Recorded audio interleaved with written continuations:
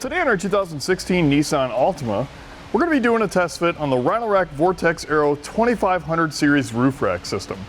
We'll be using part numbers RRRVA126S-2 for the 49-inch silver aluminum crossbars. You can also get these in black with part number RRVA126B-2. We're also going to be using part number RRRLKVA for the Rhino Rack 2500 series legs. And then finally part number DK381 for the custom fit kit. This Rhino Rack roof rack system is going to allow you to carry roof mounted accessories on your Nissan Altima. Things like bike racks, kayak carriers, cargo boxes, and more.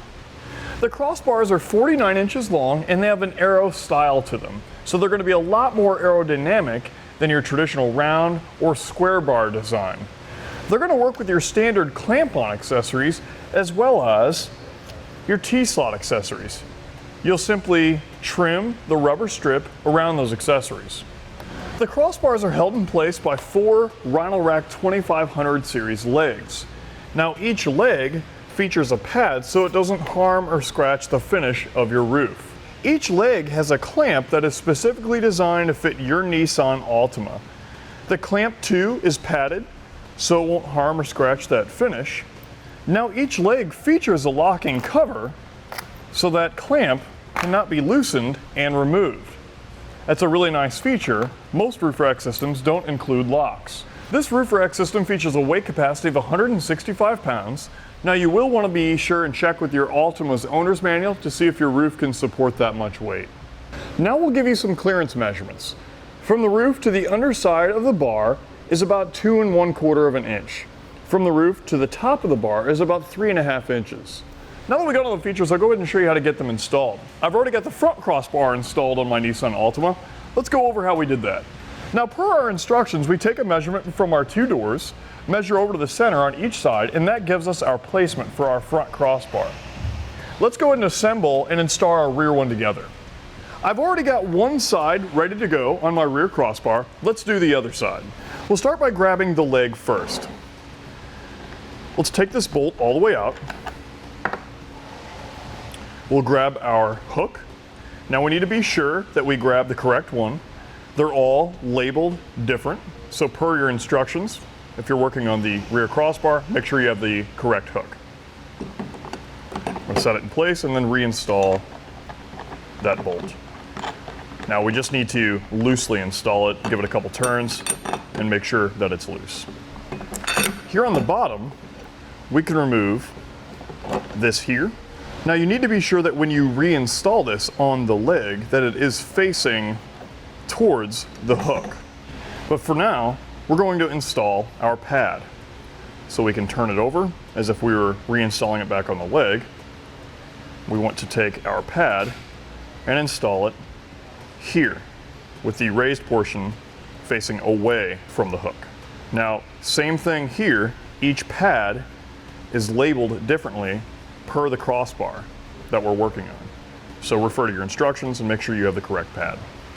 Once it's installed, we can clip it back in place, just like this.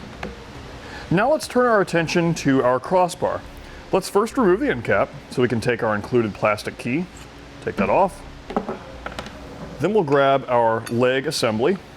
We need to make sure that the square nut on top is loosened up, and we want to slide it into the channel here on the underside of our crossbar. Just go ahead and slide it on, and then while we're here, go ahead and replace that end cap.